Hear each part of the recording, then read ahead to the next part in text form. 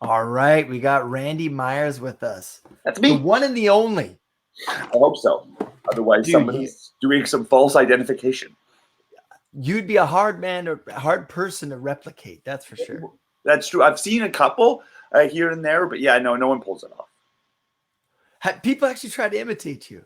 Well, I just see people out there that have like similar aesthetics, or I have been fortunate enough to have people dress up as me on Halloween and stuff like that. And some people have done some like pretty killer like dress ups over the years, like little kids and like older little kids. People have dressed up as you as your wrestling character. Yeah, I have. What does that fit? What is that like when you see that? Normally it happens where I'll walk out to the ring, like I won't know what's happening in advance. So I'll Yeah. like be doing my thing on my entrance, and then all of a sudden I'm like looking at a mirror image me, like a funhouse version of me. So it normally like takes me back, and then obviously I'm like super touched and like try and make a connection with them at intermission or like after the show or whatever. Yeah, so it's like it's surreal, but yeah, it's fun to watch. Also see their interpretation of me. Yeah. So that's funny to see like me through their projector. Right. So wait, okay. Explain that to me because as nobody's imitated me yet that I know of. Right. I'm sure people mock me all the time, but this It's is the same different, man. But and I'm kidding. I don't think people. Well, people probably do mock me, but anyways, this is different, man. People are paying like homage to you. Like these are like, dude, these are fans, man. So explain that, that feeling because you've created this persona, because this is a creation, right? This Totally, is a yeah. work of you, and then you're like, I don't want to keep it to myself. I want to show the world, right? Exactly, yeah. So you've put this out there, and now the feedback is that people imitate you. So tell me what that's like, man. It's so like touching. It's so like I want to. If I could be, I was always. How do I say this? I was looking for someone like me growing up in wrestling, like watching wrestling and stuff like that. Somebody who was kind of I could really identify with. There wasn't a lot, so being a person that can kind of be that person for other people is like what I'm here for. So if I can be like a role model to those little weirdo heroes, or make them think that they can like let them know they can think outside the box and be whoever they want to be, and whether that's me for a day or them for the rest of their lives, hopefully, it's like it's just so inspiring. And like I I'm speechless when it comes to it. You know what I mean? I really am. Dude, that is like the most touching thing I've heard on here in a while, man. Just the way you expressed that, because that was not. It's just really touching when they, you know what I mean? Like that was from the heart. So, oh, go ahead. I spill from the heart. Like, yeah. Oh, dude, that's why when and I apologize when I use words like dude and man all the time. And I know that as a culture, we're trying to get away from the gendered language, but really, dude, man, those are kind of gender. They're what is it? They're agender terms to me. Like I use them with everybody. No, totally. I know what you mean, and I've struggled with that myself. Like trying to be like I was like I've used dude a lot. I don't know. To me, it's a very fun term, and it feels like I don't know, just like really light and like joyful. But I can understand that it does come from like the patriarchy kind of society. Like they are both dude and man are based around male like pronouns and stuff like that, or generally male based. And I think less people are okay with being called babe and doll, where those are more female based. That's a good point. Yeah. But I mean, I personally, I'm 30. I'm about to turn 39, so I've been like dealing with. I've been called a lot of names, and dude and man, when they come from a place that I know is not like negative, or it's coming. I come from a gym atmosphere. I come from a wrestling atmosphere. Right. I've been called man, and I've been called a lot worse. So I'll take those. Well, thank you for my. I just, you know what? Okay, I obviously have like attention things going on because you'll notice I'm all over the place. So my apologies again. No worries. Which is also very Canadian, is the amount of times I apologize. Well, yeah, mixed with being Canadian, it means a lot of stories. You know what I love is when people are like, I go to the States and people are like, where are you from? I'm like, or anywhere in the world, where are you from? I'm like, oh, I'm from Canada. and they're like, "Oh, that's really cool, eh?" And it's like, that's not how we fucking say it, man. Like, we never end our sentences with "a." We'll be like, "There I was, eh?" And I didn't know what to do. But when it's funny Exactly. when we, yeah, Stereotypes when, are so funny how, again, it's like through their own perspective of it, you know what I mean? Or how they've seen it yeah, imitated or, yeah, mocked, as it were. yeah, yeah. So now what I wanted to go back to was you were talking about that you didn't have these wrestlers, these people to look up to when you were growing up, and that you wanted to be that thing. So tell me what that thing was. I mean, I get a sense of it, but again, my interpretation. I want to hear yours. For sure. I would say that, like wrestling is such a great circus where and you can be whatever you want to be, and there's so much room to be whoever you want to be. Mm, Yet I felt it was still people were in a box, mm, and there was like a lot of showing of physical pain, but not kind of showing of emotional pain or kind of like the layers that go beneath that.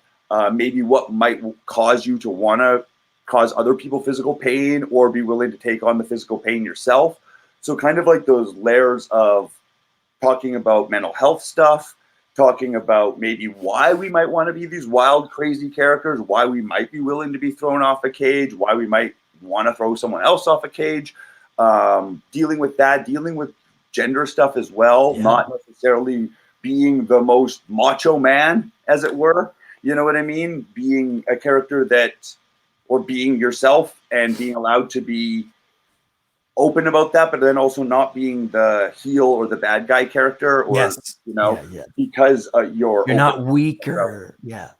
Yeah, I think you're that. Like I see it as a strength to be kind of open about yourself, and the vulnerability actually builds strength. So, kind of those vulnerable characters, someone who was that wild, like untamed beast, but then was also willing to talk about why they were that wild, untamed beast, and also just wrestling is such a you can be so wild, but it's done in such a safe way.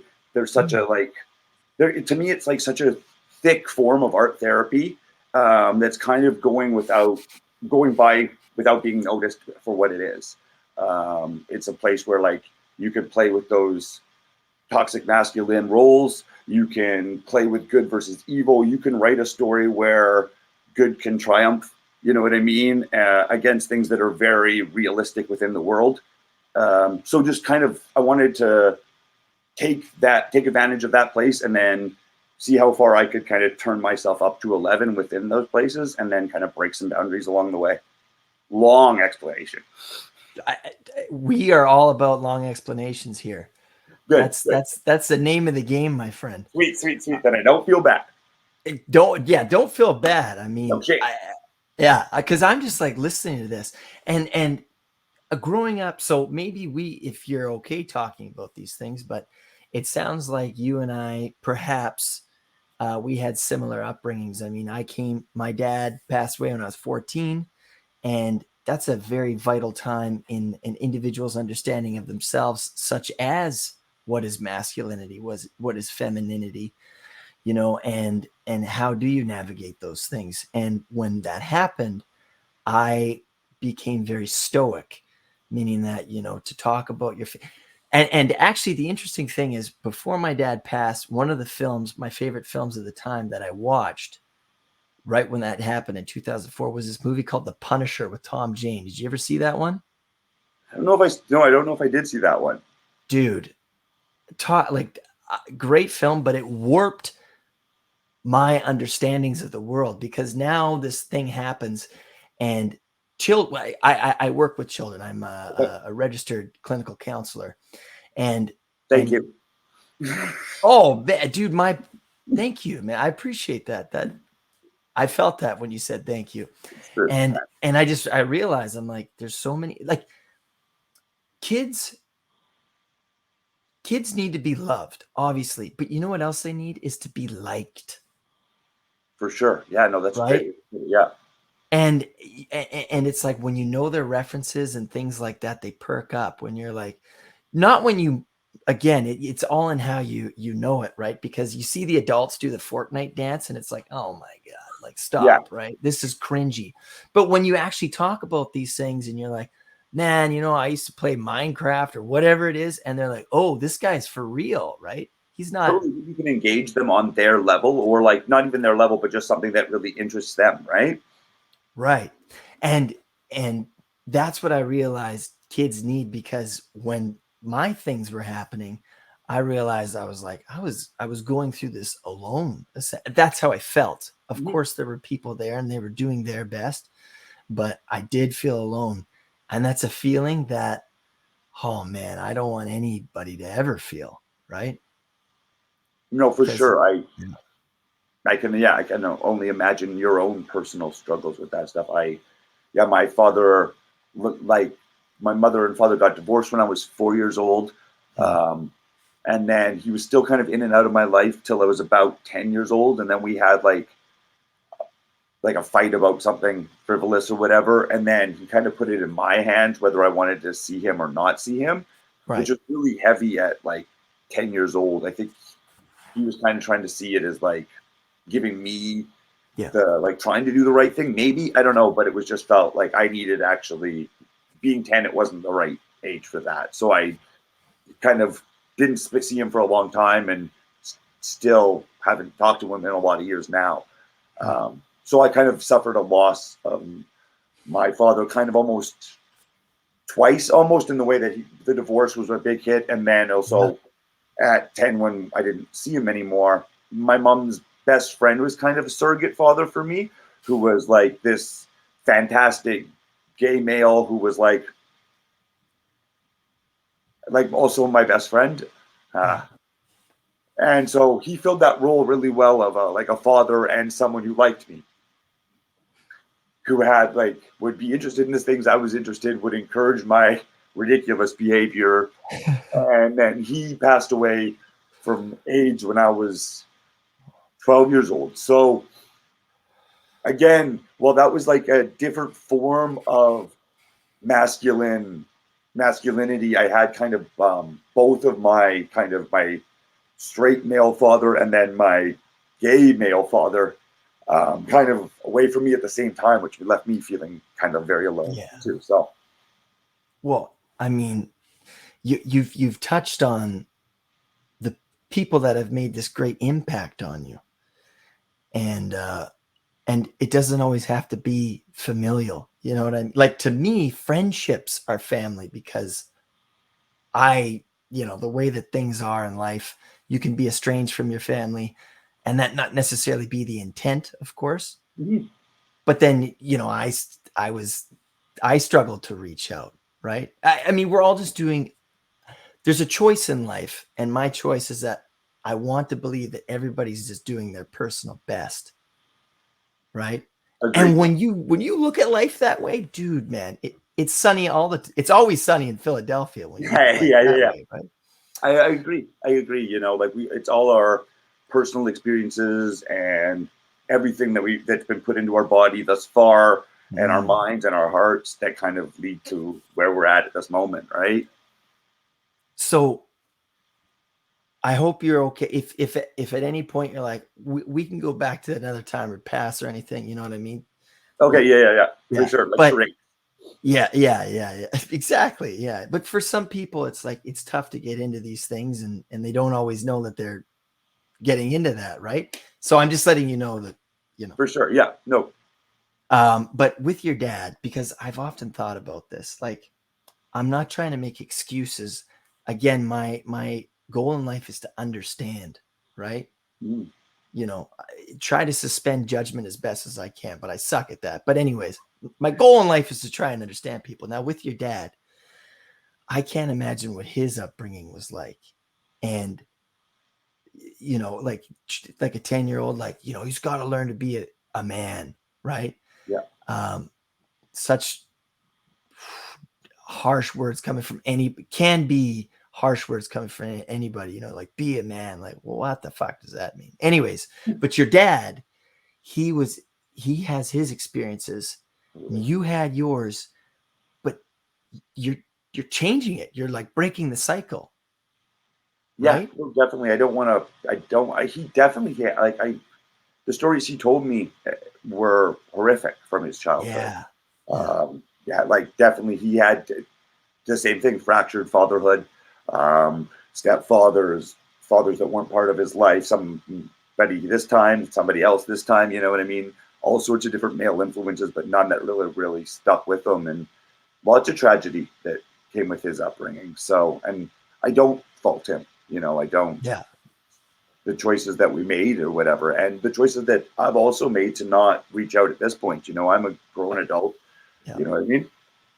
But I think there's something there. Just we talk about generations and generational trauma and generational healing. You know, a very important issue in indigenous relations and healing and, you know, societal in general. They say, I think it's 8 generations, but I'm also wondering if the 3rd generation is the turning point, right? And let me explain is that, okay, so I'll kind of share my backstory. My great grandfather was killed in World War II. He died in Dieppe. And I can't imagine my grandmother getting that news, right? Yeah, And it being Remembrance Day, I was bawling today because I'm seeing things on a much different light. Anyways, she was a daddy's girl, right? mm, You know, and dad leaving for World War II. He'd been to World War I. He'd been in between, wow, you know, and I imagine I played in my head the scene of, you know, I'll be home, sweetie. She's like, okay, dad. And then getting the news that he had passed, and in that moment, changing completely, for sure. right? Being that would be shattering. And then the weight that that carries, she has children, right? How that transfers, thinking about her experiences. You know, again, my grandmother's not here. I can't speak for her, but I'm imagining. Yeah, And then, you know, having me, and I would always be playing with like action things and like, and just her seeing that and being like, I don't know if this little guy's ever going to understand how much this hurts me to see this, yeah. you know. And then now I have kids of my own and I think about Remembrance Day and I think about that. And I'm like, oh man, I can change here. I can, instead of not telling people and assuming that they know or whatever, or just being pissed off at them, I can tell people how I feel and I can try to understand people. And when you do that, man, you can feel the healing in your heart.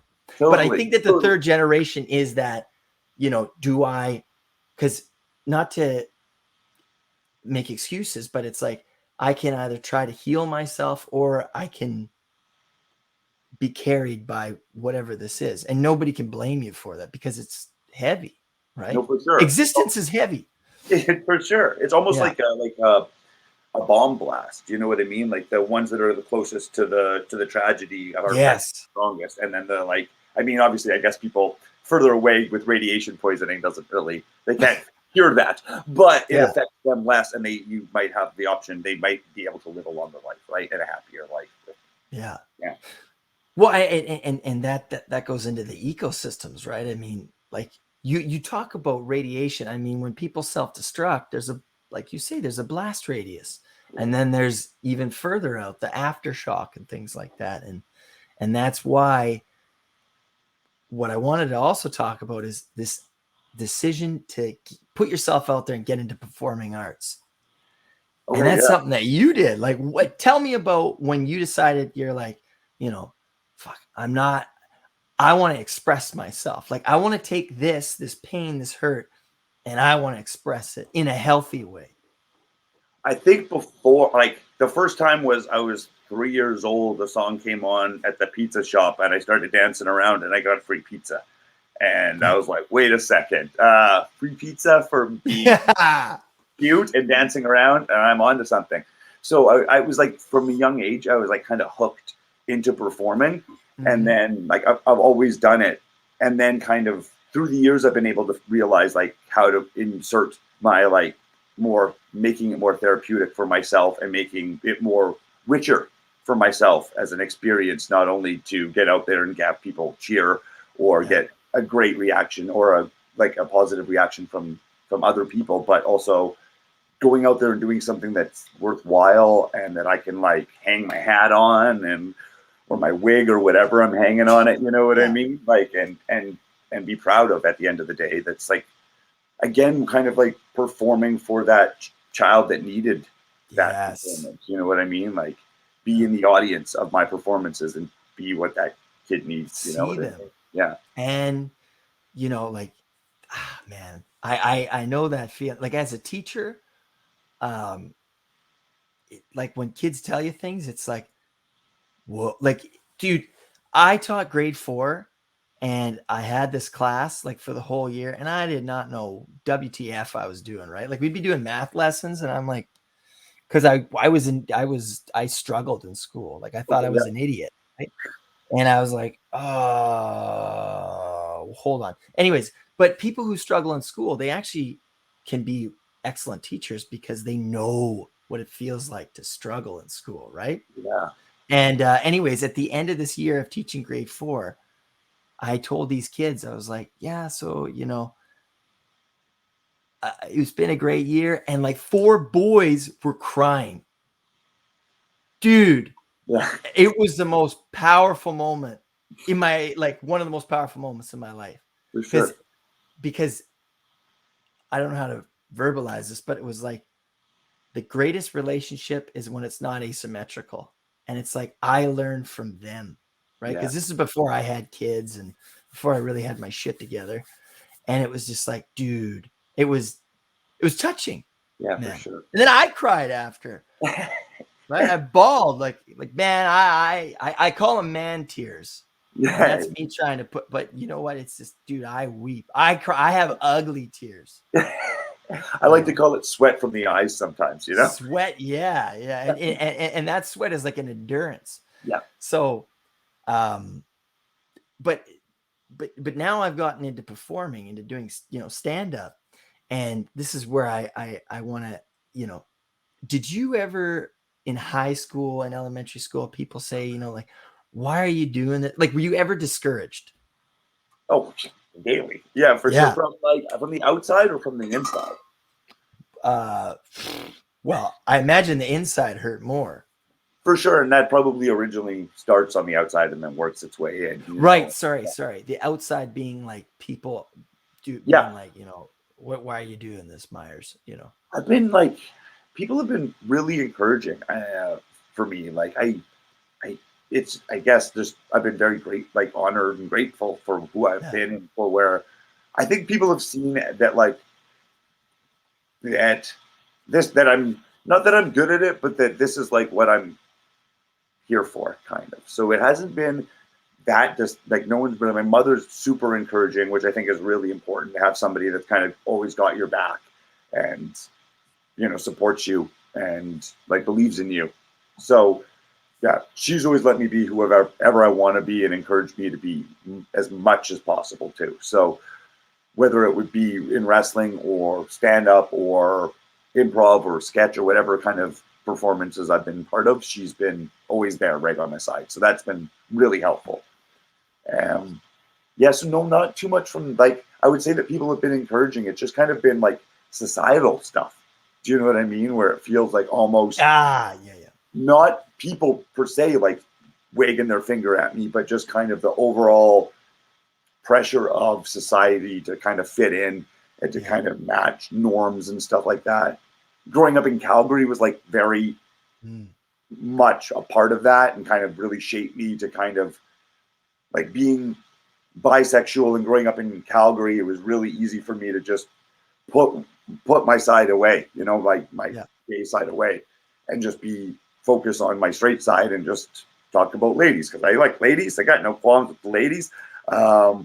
And then not talk about other things, you know what I mean? Not talk about how maybe I like what that lady's wearing or whatever and want to wear it. Not just because I think it looks good on her. It might look even better on me. But yeah, so there was a bit of like that, I would say. Moving to Vancouver gave me more room to grow. So kind of like the cultural zeitgeist of, I mean, Calgary, I don't think it's known for its gay community. No, Right? definitely not. It definitely has a very It's more underground community. conservative or whatever, Yeah, I know, if you definitely. want to use that term. Yeah. Totally. And the people that I was raised around, like my mom's friends, were all they were kind of transplants from different places. But I always find it kind of strange because they would come from a lot of them were from Saskatchewan or from like PEI, so further out east where it's even more conservative or whatever, like Yeah. not necessarily as accepting. So they made their way to Calgary, and then I was like, oh, just like one more province, you would have been a little better off. But Yeah. so they were all there was definitely a lot of within the community they were proud, but they were all also now they're in their 70s, so it was really not they weren't okay to be open. Like they were my mom had her mailbox raided by like the Canadian feds because they thought there might be like gay pornography hiding in it because she knew And there was the association of homosexuality and pedophilia, right? totally That's the stereotype, right? exactly yeah like Yeah. all sorts of like just ways to like make anything seems like anything that they Which is want to make completely negative. fictitious, just for the Yeah, record. Yes. anything Yeah. they want to make negative is attached to pedophilia because we all know that that's the worst. And if you want to be like, I don't know if I like them or not, they're pedophiles. Well, I hate them Yeah. now.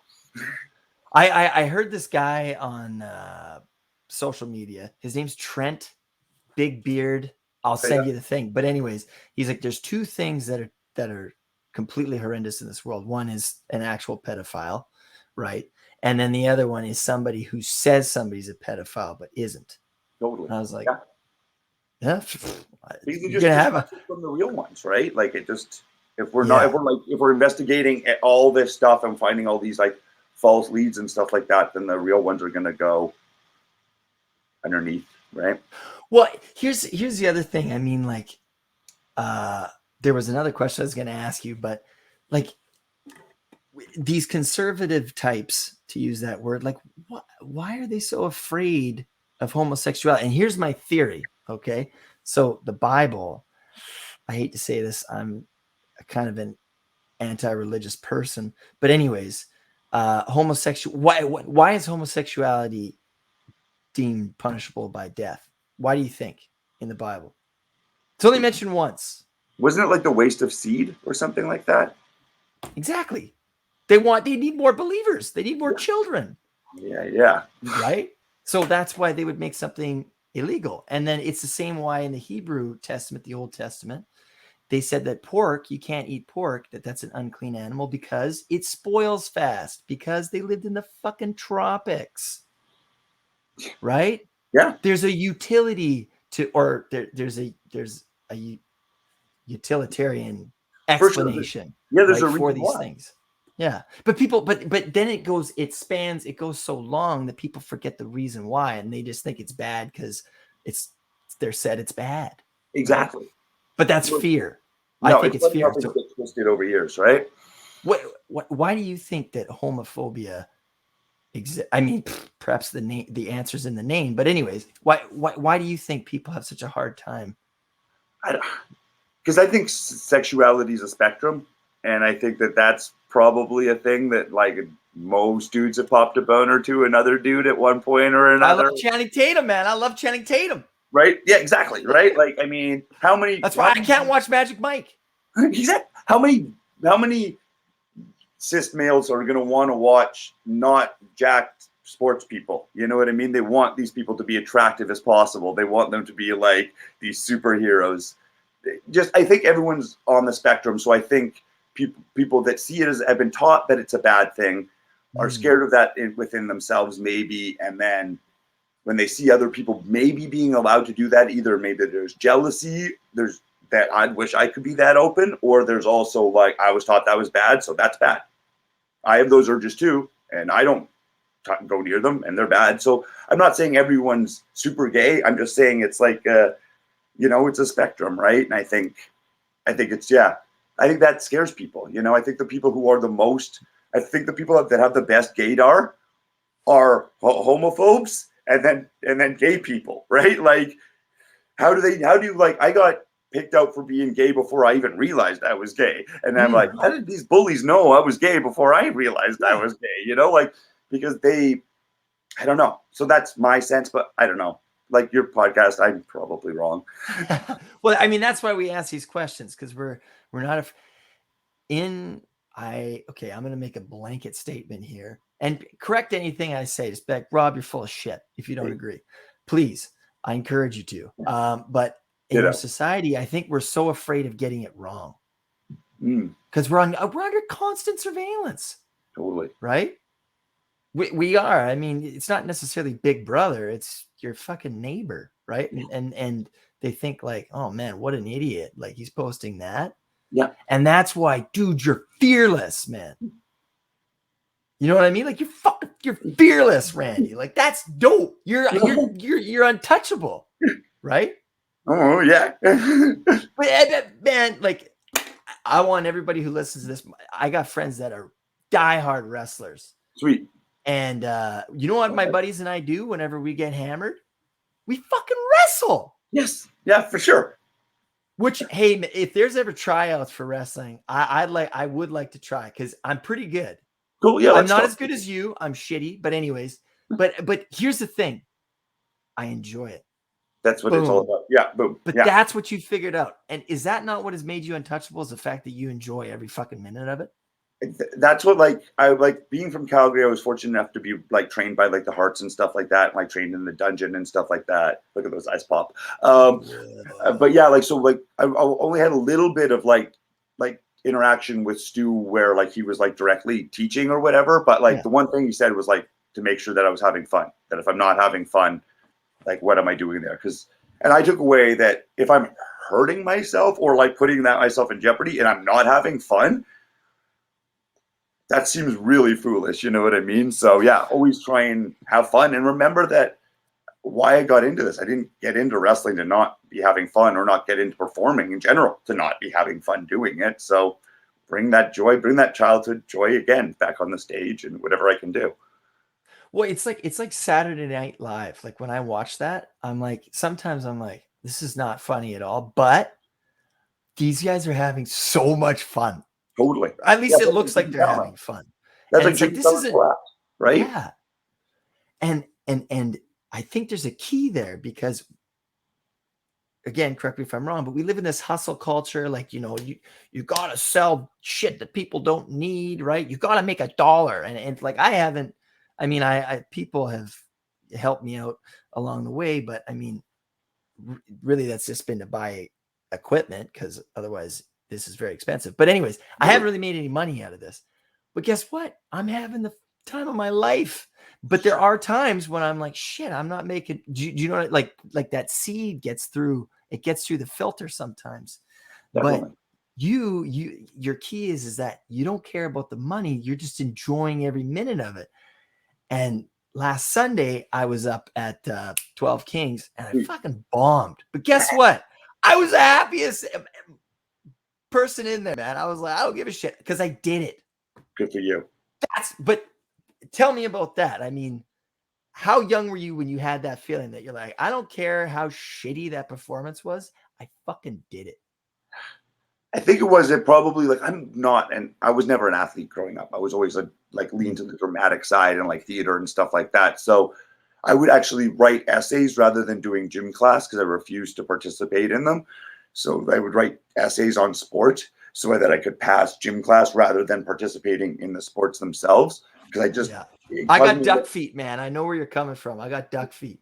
I had just anxiety, and this whole like competition thing was like, I couldn't like get like, I didn't want to win because then I would be like, yay, I won. And then someone else would feel bad because I won. And then if I lost, then I would feel bad because I lost. And I'm like, I'm never feeling good. This isn't fun. So I was never athletic. So when I decided wrestling was the thing for me, it was after a breakup in high school. And I was like super, super emo about it and wanting to self-harm. You know what I mean? Wanting to like find ways to, and then I kind of was like, somehow the light bulb came on that like wrestling, I could get that same release from like putting myself at risk, but also doing it in maybe like a healthy way where it was like an artistic form rather than having, having scars I was trying to hide rather than scars I could show the world and get appreciated. I couldn't explain my emotional pain, but I could show people my physical pain and get them to understand that. So that was when I was like, you know what? I'm going out there, and because it's therapeutic, because I knew I wasn't an athlete, I was ready to go out there and not be good. Because I'm like, I know I'm not. Like, if I can do anything athletic, it's so far from anything I've ever done before that my bar was set so incredibly low. Yeah. And also the idea of not being competitive, like the idea that you know what, if I go out there and learn how to take these moves, I don't even need to be the aggressor. I can just be the one who, tonight, I just showcased my opponent, making them look like $1 million by getting thrown around the ring. I know, like, there's the consent about what moves I'm going to be taking and how the story's going to go. And so there's not really that same thing about the winner and loser kind of negatives and positives, you know what I mean? Yeah. So It's a performance. yeah. So then that was kind of when I was like, oh, just being that it's so different than sport. It just, like, you almost can't in wrestling. You can almost, as long as you do the moves properly and no one gets hurt. If you look like an ass, that's fantastic. So there's so much room for that like, I just knew I had a lot of energy and I could go out there and kind of give that, and I wasn't too scared for whatever reason. And that made it so much easier to, like, bomb on the stage stand-up wise, because now I know my biggest fear in wrestling is maybe hurting myself or hurting someone else if I fuck up. But if I fuck up on a stand-up stage, no one gets hurt. You know what I mean? Yeah. No chance. So like you said, I've had nights where I bomb and I'm like, well, like, that wasn't my best show, but like, nobody got hurt. You know what I mean? Like, that to me is so relieving. Yeah. So yeah, just whatever. Who cares? Fuck it. Go out there. Show your ass. People love it. But great point. I mean, you say who cares, right? But the other thing is why do people care so much? I think you said, I think it is that seed from somewhere else. You know what I mean? That like, sometimes I think that, like, I don't have the embarrassment button that's supposed to be there. Like, I've kind of, I don't know, it's not that attached to my ego or something. Like, I don't know. It just doesn't feel like it affects me that much. Like, I don't know. It's just, if you, like, to me, cool is like treating everyone with respect while not giving a fuck what anyone thinks. So it's like, great definition. It cut out at a really good point. You're talking about being cool, I think. And you're like, it's not giving, it's like caring, like, it's being respectful, but not giving a fuck what people think is what exactly. Yeah. Like, so, like, treat everyone with respect, but not give a fuck what they think about you. And, like, I mean, that's obviously easier said than done. It sounds cute and it's a nice little tweet, but I mean, living that life is a lot harder. But it's a good thing that brings me back to, it doesn't matter. We love the people who are just comfortable in their own skin and, like, putting it out there and showing their vulnerability and being authentic. We're drawn to those people, and we get in our own way so much of that, to, like, not be our truest and most authentic stuff ourselves because of this, that, or the other. That if, like, the more often we can present that, the more often others will present that version of themselves to us, and then we can make these great connections. So yeah. And I think for myself, I mean, it's like every day I'm learning something new, right? There's a difference between being educated and having an education. And yes, I have an education, but damn, I'm not done getting educated. Totally. I have no education, and I'm aware I'm an idiot, and I'm learning every day. Yeah. Well, hey, you know what though? I think Mark Twain said, you go to school for so many years and it takes the rest of your life to get uneducated or something like that. Meaning that going to school isn't necessarily the answer, right? No, I've learned a lot of that. Like, I had real trouble with social studies. That was the main thing that held me back. And now looking at where we stand with Canadian history, the way it was told to us in schools, as opposed to the way it was, maybe the more realistic way it was, I'm glad I wasn't able to recite the diatribe, because it wasn't the truth. And I'm glad I didn't have to unprogram that from within myself, because I was like, you know what, this feels like bullshit.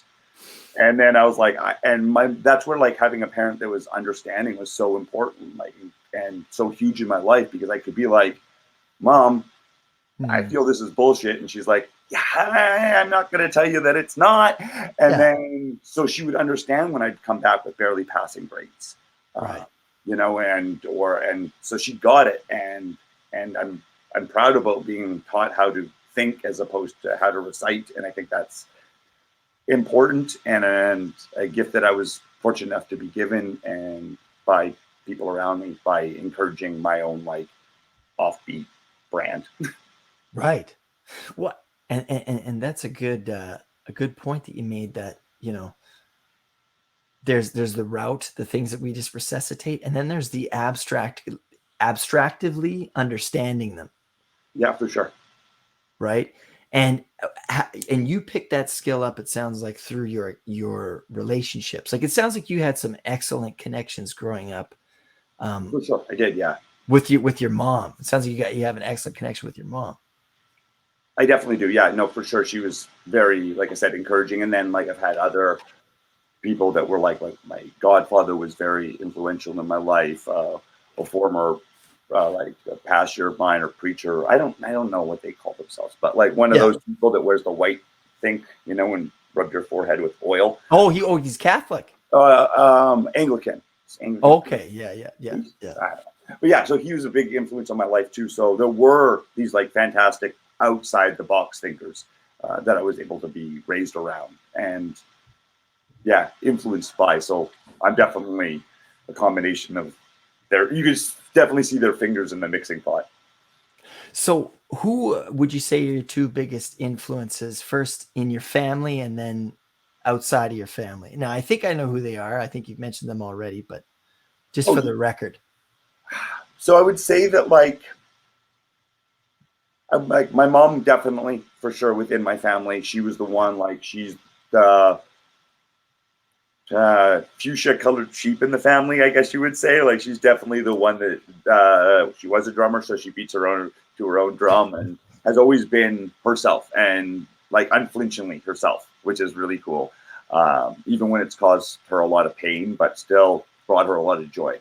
Outside of it, I would say that like there's a lot of people like Hmm.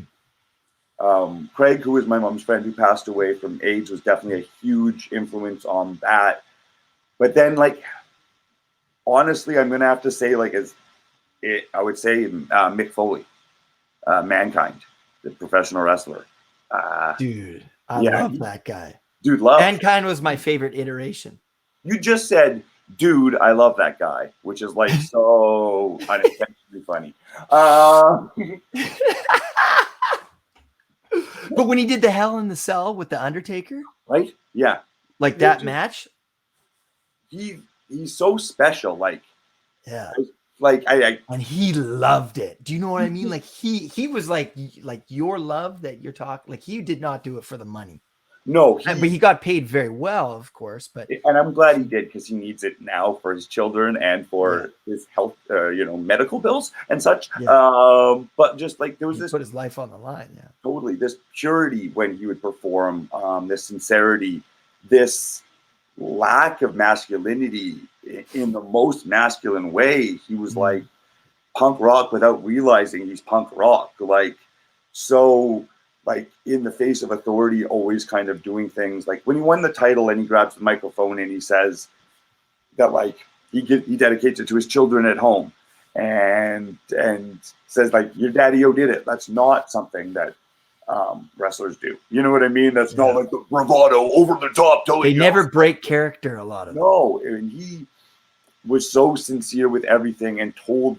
authenticity and showed that first time of the person who was, struggled with their mental health, even though it wasn't necessarily being said that way, but struggled with being bullied in school, struggled with knowing who they were, and were able to find it through wrestling and through being, finding that physical pain in the ring and being able to emote that way rather than emote their emotional pain.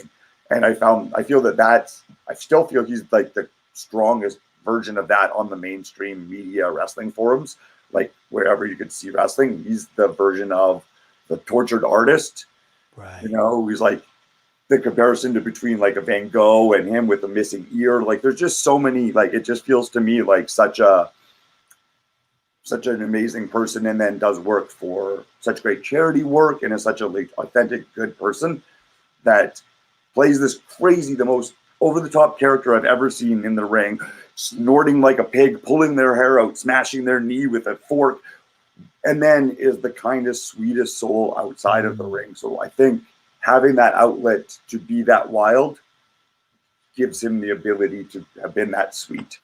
And that to me is like what I need, because I'm a feral cat, and I need that place to be wild and to get that energy out that's safe and not going to hurt anyone. And I can be in a ring where the other person's consented to it, and everyone else is far enough away that they aren't going to get hurt, but they can enjoy the spectacle. So, yeah, I would. And then I've got to work with Mick as well, and he's everything I wanted him to be. So, like, you got to work with Mick Foley? Yeah, I got to like he was a special for a match. Yeah. We did soccer at the same time on like. No way. Yeah. Oh yeah. Bro. Oh man. Yeah, and just Randy, that is wicked, dude. He's as sweet as what was that like? Like you might, man. How did you not sweat through the eyes? Oh, I was. I didn't care. I totally was. Yeah. It was. Yeah. It man, was, that is so fucking best. crazy. You worked with your idol. Yep. And he was still like, you know how they say you never meet your heroes. Yep. You met your fucking hero. Yeah, and my thing on that, and my caveat is that is like, don't meet your heroes unless they're Mick Foley, because he's the best.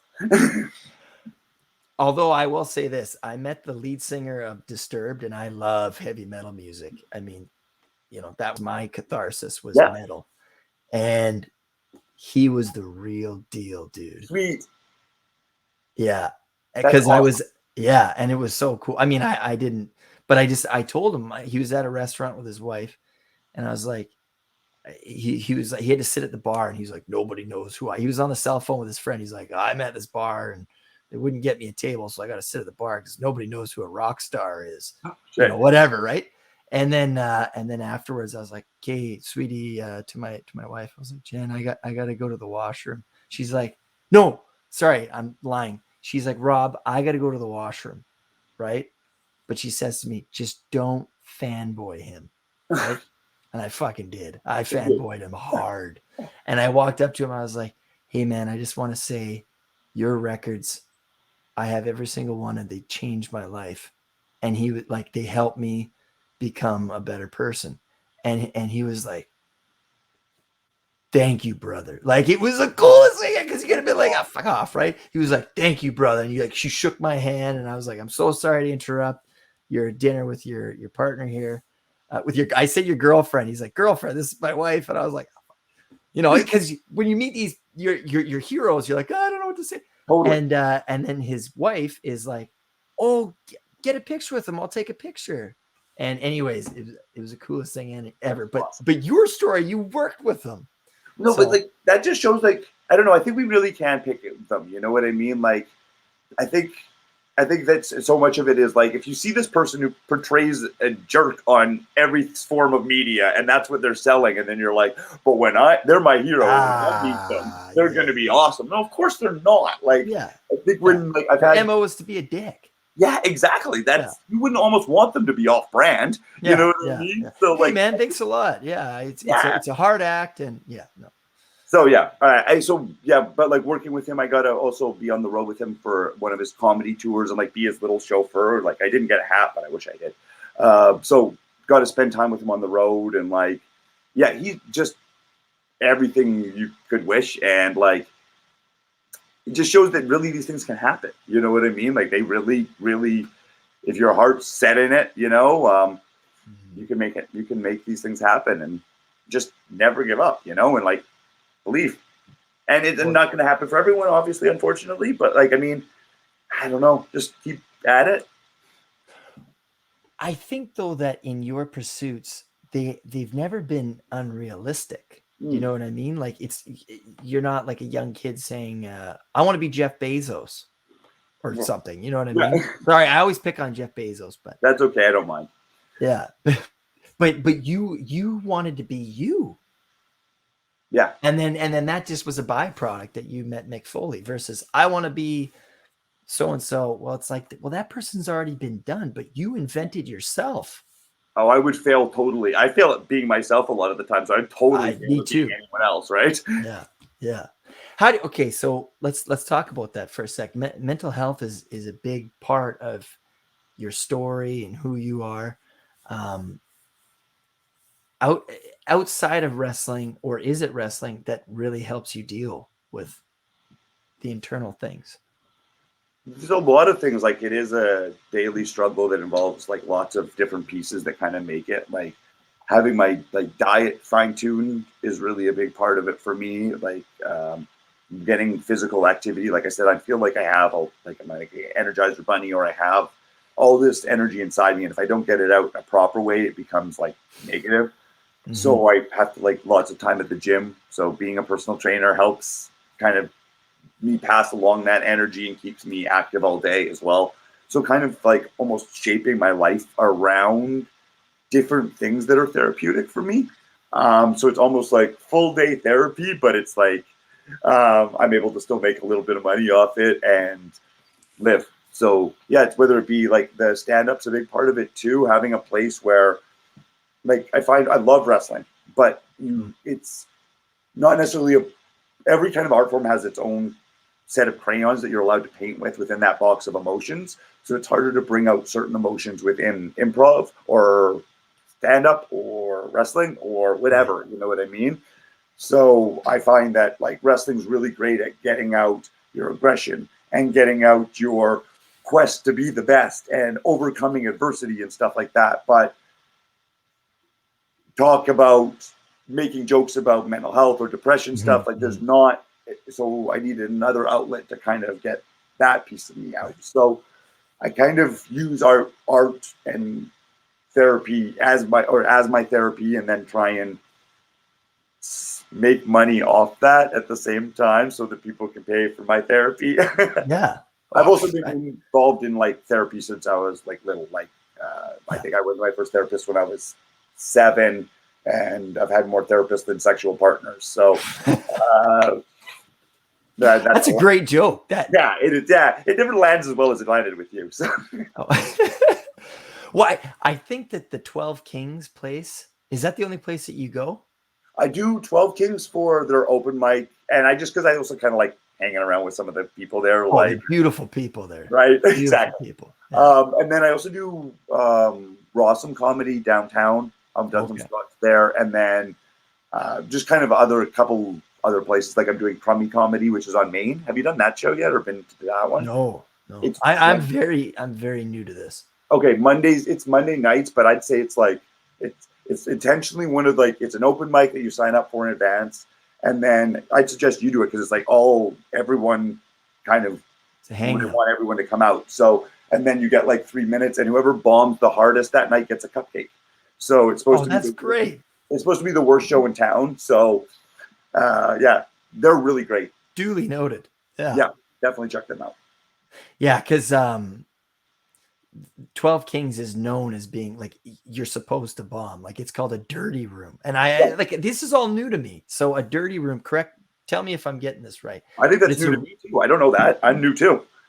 Okay, yeah. Well, so I was talking to these comedians, and they're like, "Yeah, it's a dirty room. It's a dirty room." I'm like, what? Some people like jack off in the back? Like what? Like what do you mean? They're like, no, people like they're intentionally hard on you, and it's where you work the intention of it, or one of the intentions, or perhaps one of the utilities is better, is that you work on heckling. Oh, okay. So if people are talking back, it's almost like. You like don't be too nice. Like you're supposed to interact with them, or that could be one of the caveats. Interesting. Yeah, at least that's what I picked up. But yeah, man, I gotta send you a video of the set I did. It was pretty funny because it was funny because it was like, but I like trying new things. Like I know people go there and they're trying to like do this. They're trying to tighten it up, right? Yeah, they're doing their set.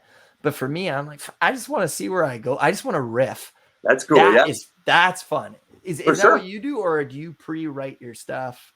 I think because wrestling, I've got like I've been doing that for so long that it feels like having a routine is easier for me, kind of, and it kind of that way I can tell the story that I want to tell somewhat.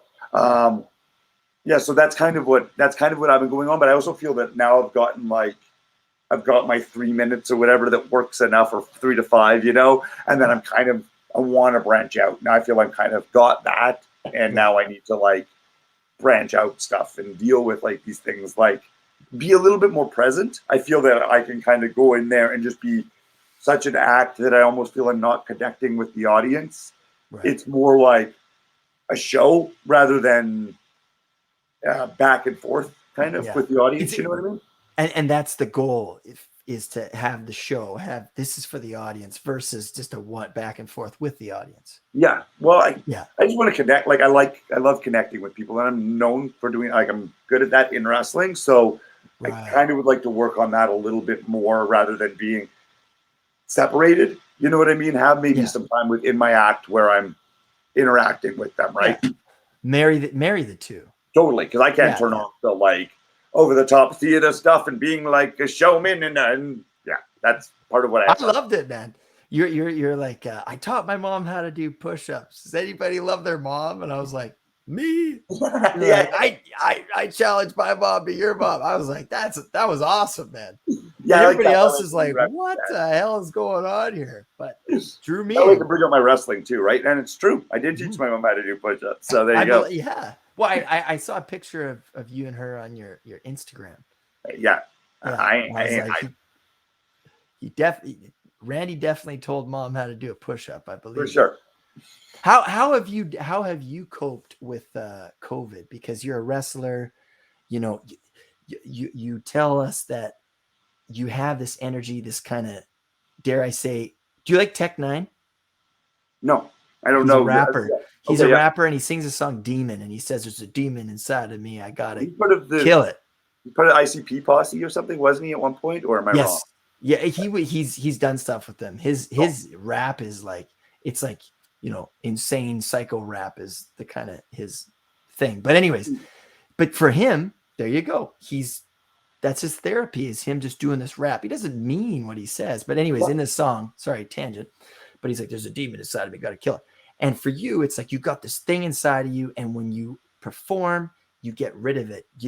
You're safer on society. I mean, ultimately, we're all animals, and we're behaving inside of an architectural system, society. No wonder people they snap, because it's bullshit. Exactly. It's all bullshit. Exactly. All of it. Yeah. Like that's why, like, you wonder why people do some sexually deviant things. Well, because all day they're like suit and tying and shit. That's why I don't trust them. Yeah. Me neither, man. I mean, you show me a normal person, and I'll tell you somebody who's truly strange. Yeah, exactly. Yeah, there's something hidden there, like, and it's sad. It's, you know what I mean. They're not allowed to be at all, right? I'm gonna quote Mark Twain a second time, but he said, "Oh, buddy, yeah, never trust a person." He says, "Man, never trust a person without a vice." Totally. Yeah, for sure. Like, yeah, then that's a vice. You know what I mean? Like, then that's like not having a vice is like this weird, like, because that's What? Yeah. And like you say, vulnerability. And one thing that I'm learning to do sober is to be vulnerable. Yeah. And man, that makes you a dangerous son of a bitch. For sure. Have you ever struggled with like substances or anything like that? Yeah. Like, I had, we could go on forever. I had a WWE contract in 2009, and I failed their drug test for marijuana.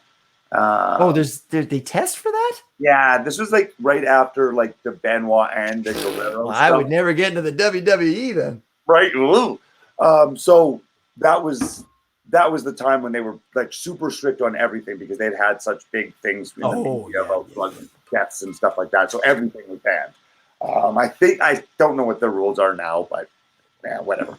That's what they were at the time. And then so I lost the contract then. So to say that I don't struggle with like marijuana abuse is, I don't know if that would be true. You know what I mean? I think I definitely have marijuana dependency.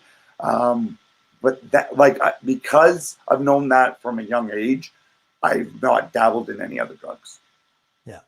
because it was like, oh shit, I like this too much. And if I like anything else this much, that's going to be more trouble than that. It's going to lose me more than a WWE contract. Right. That's a good point. Yeah. Well, when did you say you had that WWE? It was 2009.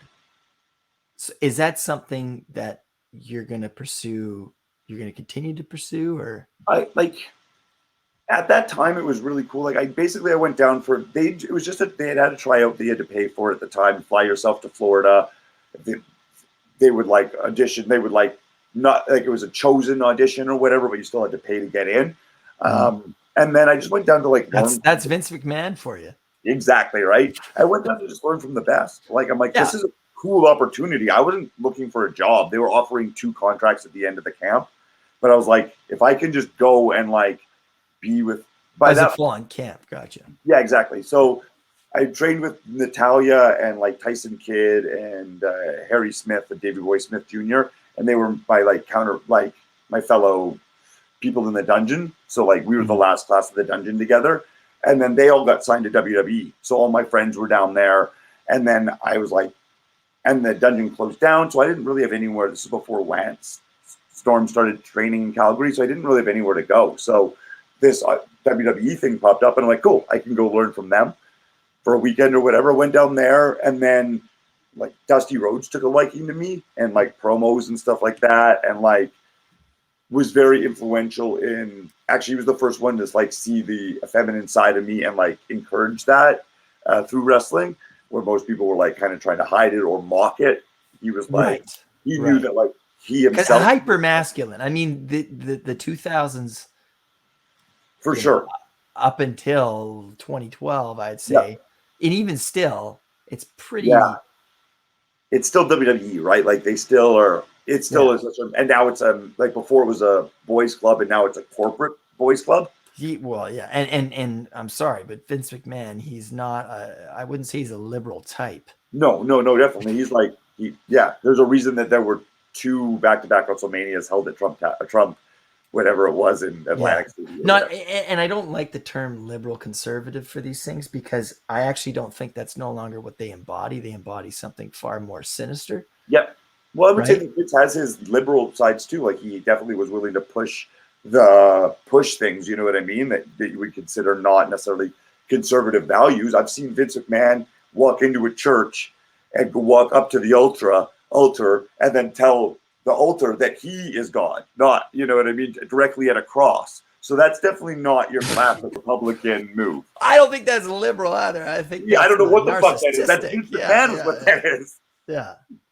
But I'm not interested in going there now. Basically, a long story short, they're too corporate at the time. I thought it was really cool. I thought it was like Saturday Night Live, where it was like kind of like sure it's still corporate now, even more so, but like there was like room for these kind of animals to play, like a circus on television. Now it feels like it's really a corporate circus on television, and a corporate circus feels more carny than a carny. Yeah.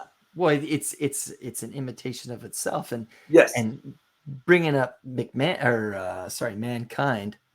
Mick Foley, is that I might have said this, but then we got cut off, so I might be repeating myself, but he embodied being real in a fake world. Yeah, well, that's a good call. Yeah, think about the symbolism of that for a second, because he actually was getting like hit, like when he fell through the ring and his tooth came out or something like that. Through his nose. Yeah.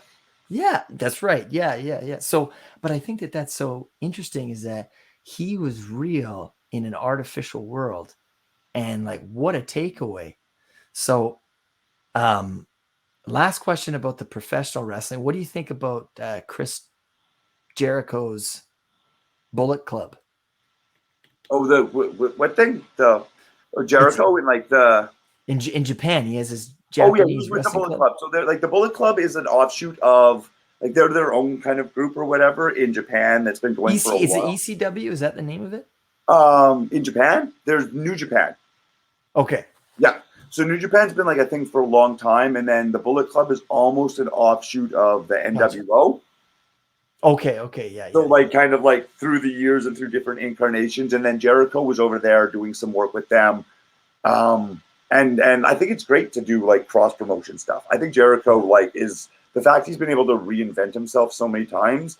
I heard he compared himself to Madonna, and I'm like, that's really good. Like there's so That's legit. He's the right, Madonna of wrestling. like so many like new versions of him, and like everyone's been successful in its own That way. land, Yeah, right? right. Yeah. Yeah. So I think and like put Canadian wrestling on the map. Like Jericho was always like being from Calgary, people always expected me to be like a Brett guy or like an Owen guy or something. But I was always actually more drawn to somebody with like Jericho, who was more outlandish and maybe a little bit more Theatrical. yeah, theatrical. Yeah, for sure. Yeah. So like that was kind of what I was drawn to. So Jericho was definitely like a big inspiration for me when I was younger, and like also seeing like him tackle things like podcasts and see him take on things like the band and stuff like that, like very multi-dimensional and not afraid to go out there and try something new and explore like another side of him, which is rad. Well, I think he like the energy. I mean, like a lot of people, they're afraid of public speaking. But man, I like I said, dude, it's like a drug when you're up Sure. there, and you're just like, maybe it's a little bit egotistical of me. It's like these people are actually listening to me. That's hilarious, I know I feel the same thing. right? Like, are they in for a trip?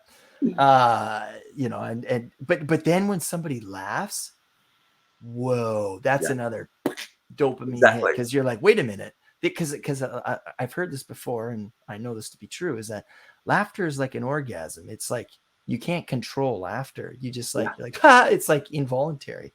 Yeah, that's funny. So Yeah, when, I've been thinking a lot about that too. Like, first, I've been doing a lot of spit takes lately. Like not being able to control my laughter when I've been drinking, and then I've been thinking I've about comparing that to an orgasm as well, and like just like involuntary excursion of liquid. So yeah, and like that's comical too, because it's like, exactly right. like now with COVID, they're trying to cancel that I know. shit Luckily, too, I'm they've all sure. been at home, so I've just been squirting at home. It's good. Squirt daily. Yeah, Why do kids love wrestling so much?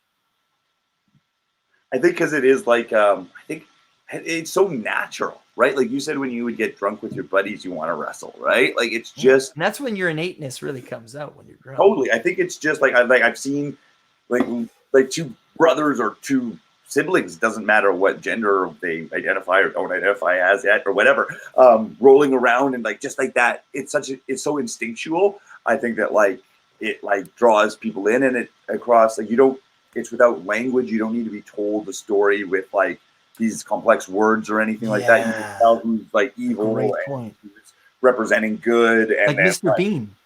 yeah, exactly. And that can be exactly no matter where. That's why it's popular across the world. Like if I walk up to somebody and then with a sad look on my face and then they drop kick me or something, everyone's Yeah. gonna understand that, right? And then I get up with a mad look on my face, then like that story's simply told, right? And so I think that hooks in children and also the bright colors, the fun music, like it's it's for the child in all of us, I think. So I think that's why it brings out children as well. I interviewed this guy, and he does podcasts. They're based out of Harlem, and they tour around. And I asked him, I was like, why do you still love wrestling? And he said, it's the only part of my childhood that survives. And I was like, that was powerful. That's And so I think a lot of us, we let our inner child die. yeah. And the biggest part of any journey is reconnecting with our child again, that inner child. When did you reconnect with your inner child? I don't honestly don't know if I was. I think I've been. I don't think I've ever let it go. I think we've been holding hands the whole time.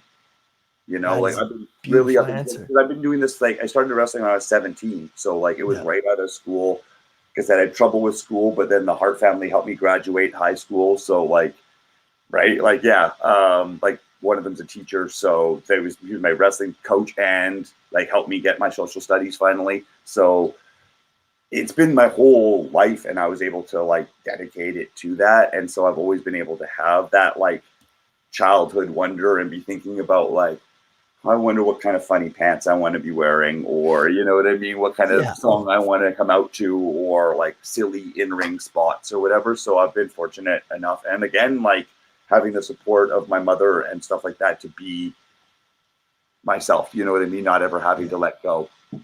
Like I've That's never worked a 9 to 5, like full 40 hour a week job. I've never had like, and I admire that, man. yeah, like I mean, it's something that like I kind of am tentative to say, but it's the Mm. truth. You know what I mean? I've like when I've Mm. had to have jobs, I've always had like kind of I've worked at like I've sold fruit. I've been, you know what I mean? I like the closest I ever had to a real job was working at Blockbusters when I was like 17 or 18 years old. You Now know, that sounds pretty cool that you worked right? at Exactly. It was Blockbusters, dope. right? Yeah. But yeah, like Like so I've you're been OG if you worked at exactly, Blockbuster. exactly. Yeah. I was employee of the month 3 non-consecutive months in a row. Get out. Yeah, pretty boss. I think that was just because there was like 4 of us, and I was the only one not stealing. But that's yeah, the closest I came to. I've done like some construction work here and there, but like that was never for me. So it's always been able to get by on kind of ridiculousness, and Yeah. I'm very fortunate for that. Dude, you're getting by on your dream. Like, Yeah, how cool does that sound? pretty rad. You're getting by on your dream. Like, that's Skin in my teeth, but I skin every month, skin in my hey, teeth. But hey, it works. but look at but you're happy, Totally, I am. Yeah. right? And I think that a key, and this is why I started getting into comedy, is I want us to get back to that place of joy in our lives. And when you do that, guess what? You're not an asshole. Exactly. Wow, Boom. mind Boom. blown. Right? Yeah. If we So can make Randy, ourselves happy, we can be happy around other people. exactly. It's infectious and it's contagious. And that's why the moment I saw you, man, I was sorry, I keep doing the man thing. The moment I saw you, Randy, I was like, this guy's gonna be my friend. This person's gonna be my friend. I See appreciate how impregnated we are with the impregnated. See it. Yeah. how conditioned we are to the language that we use. Oh, for sure. It's so hard. Like I say, Right? even for me, like being like, I do identify as like whatever. Like I'm non-binary, I Mhm. would say, because I just don't, I don't even know what it means to be male. Like personally, I honestly, as a question, I don't know what that means. And I also, they don't Sure. know what it means to be female either. I don't know. I just know what it means to be me. Um, and I don't know if I'm even that good at that. But like again, like I'm raised in Calgary, so I don't want to obviously offend anyone else. So I really work on my language as well. But it's hard. Yeah. And I think, this is where I might say something that's like, well, I think that in our society, what we struggle with is being too sensitive, or like, there's always these contrasts, right? This on this one side, it's being too sensitive, and on the other side, it's being too senseless. Yes. Yeah.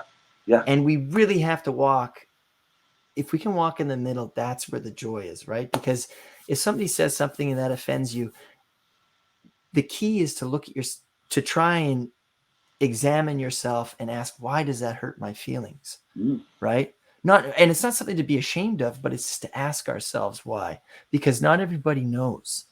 And if we try to look at the world, let me speak for myself. The more I try to look at the world as people are just trying to understand and figure it out and survive, Yep. right? Yep.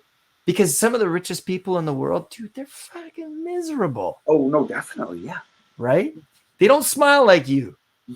Yeah. right? I've met some very successful people, and they called me, they're like, hey, bartender, get over here. It's not like I was sitting and hanging out with them. I was serving them, right? But you talked about the gender distinctions, and I think again it goes back to language. I think that the Tao Te Ching, I might not be saying that right, but this concept of the yin and the yang, or just if we just try to get rid of language and just think in terms of energies, I think that there are two powerful energies in the world, right? Mm-hmm. I mean, think about it. There's this idea of a dichotomy down throughout history. Hunter gatherers. Somebody was hunting, somebody was gathering. Could have been anybody, Yeah. right? Yeah. Yeah. But there's this body and mind, right? Mm-hmm. These contrasting pieces, but you can't have them without each other. They exist in and of each other. Yeah. So we use words like feminine and masculine to describe these energies, but those are just words. Yeah. Like feminine doesn't mean the parts. Yeah. Masculine doesn't mean you got a big, Yeah, for sure. right? It's just sure. that's the energy. That's my take on it. And so something like pansexuality, that makes a lot of sense. I might not be using the right term, but pansexuality makes a lot of sense to me because it's not like I only like women because they have, parts, Exactly. Yeah. right? It's just like I'm attracted to the person that I'm attracted to. Totally. Exactly. And like, I appreciate, yeah, like to me, like I'll say bisexuality on stage because I feel like I don't have a good comedy bit that goes along with me explaining pansexuality to a crowd sometimes, you know what I mean? And I'm not sure whether everybody knows that. Obviously, I want to be as educational as possible. And but that's kind of where like I said, if once I get that bit, then I'll definitely be describing it better that way.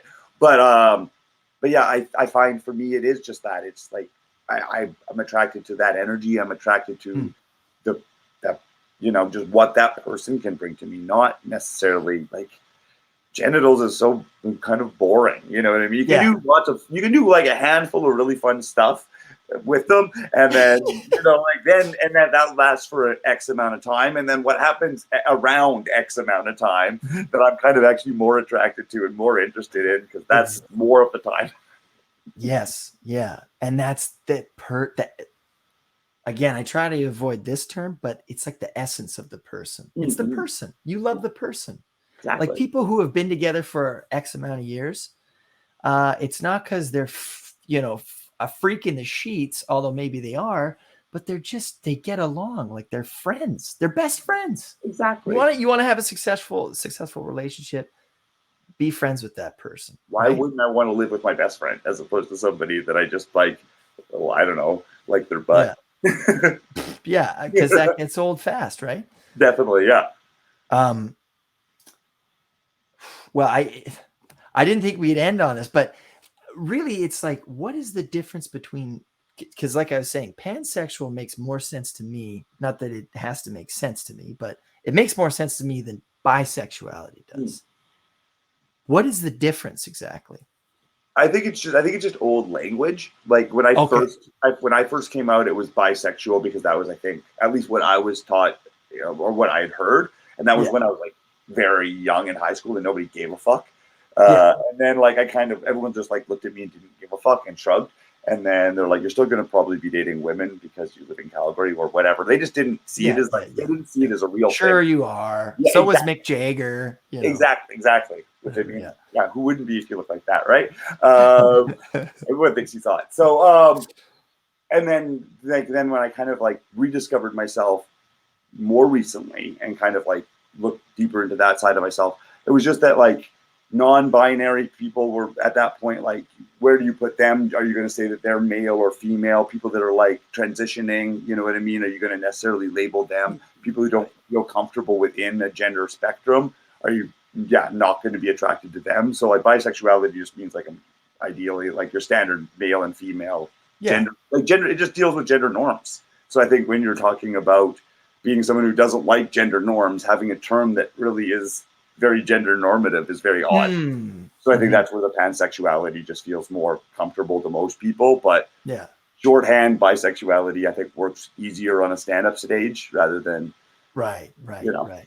Now, hopefully not soon, and maybe I'll be able to, like I said, find a way to make that not like, we don't want to lecture we're on the stage, you know what I mean, or be too. No, I know. Although sometimes I kind of like to, because that's my inner teacher. Hey, then go. Sometimes I like to slap people around and say, "Hey, man, like, hey, person, let's focus up here, right?" Because I think that we can get. I know in my life, it's helped me when I kind of like stuck in my head when someone's like, "Hey, snap out of it," right? Yeah.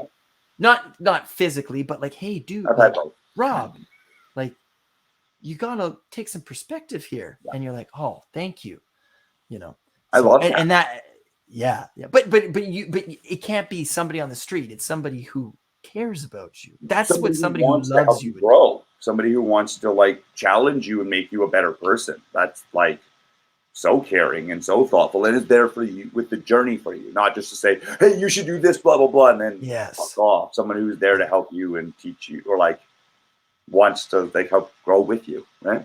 Yeah. And that's true friendship. Yeah, right? for sure. When you're growing with people, you're not just like, hey, let's get hammered. Like, let's progress our lives here. Totally. So that's why I'm glad I can call you my friend now, Randy. So, Definitely. you know, Friends on. you've been an incredible encouragement. Last question for you, and then hopefully we can do this again For because sure. I had a hell of a good time. Awesome, man. Yeah, I Um, think we got lots more to talk about. Oh yes, yeah. It can go on. I try to be mindful of the listener, right? Because if you're Totally, like, for sure. holy shit, they spoke for 14 hours. Whoa. Yeah. But if you could, if for the listeners at home, whatever age they may be, chances are they're looking for a key to help them understand something in life or unlock a door that they think is locked. What is a key that you can offer somebody listening? Key of advice or anything. Think that like we look too often we look outside of ourselves for the answers when they're right inside of ourselves. And if we can get stuff out of our own way and listen to our true instinct in our heart, I don't think humans are bad people, you know, or are bad to this universe. I think we get a lot of clutter in our way, but I think we can get that clutter out of the way. There's a pretty special person inside of everybody, and being that unique, authentic self is like so enriching to the stew that is the world, right? Like I think if the world is a potluck and everyone brings the same jello mold, it's awfully boring. But if everyone brings like their authentic self and what they do best, then that's going to be a hell of a picnic, and we can all celebrate together. Beautiful answer. Randy, thank you so much. It has Thank you so much. been an absolute pleasure. Oh, sorry. Okay. Sort of like a footnote at the end of a story, but Sure. you talked about the Hart family. Just for listeners, this is like Bret Hart family that you're talking Yeah. about. Yeah. The dungeon where he trained, and like Yeah. like the number, I'd say it's like the Harvard of wrestling schools as far as Canada at least is concerned, and the world. I'll put it out there. I'll right, they're the best. And yeah, I was fortunate enough to train with them, the best. That's awesome. Yeah, man. I got to come out and see you. My buddy Bobby, trust me, he's gonna love this one. He's gonna listen to this. But I want to bring him out to come see a match of yours because he would love it. Awesome. Well, hello, Bobby. I definitely want you to come and watch me wrestle. Yeah, that's what we call it. We call it wrestling. Well, that's what it is. Thank you again. Take care, Fred.